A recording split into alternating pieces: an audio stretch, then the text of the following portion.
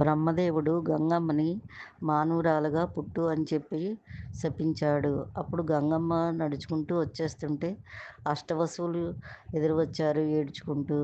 అమ్మ, నువ్వు భూలోకంలో పుడతావు కదా, మమ్మల్ని నీ కడుపులో పుట్టనివ్వవా అని ప్రార్థించారు.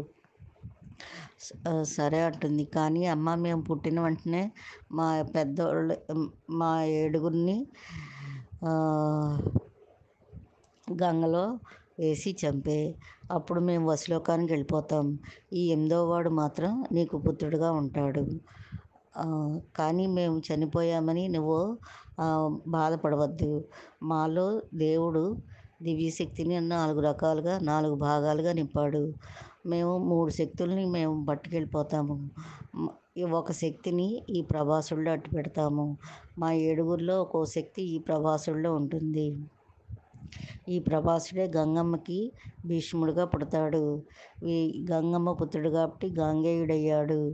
ఈ గాంగేయుడు కీర్తి కొండలు ఉన్నంత వరకు, నదులు ఉన్నంత వరకు ఉంటుందని పశువులు గంగమ్మకి చెప్పారు.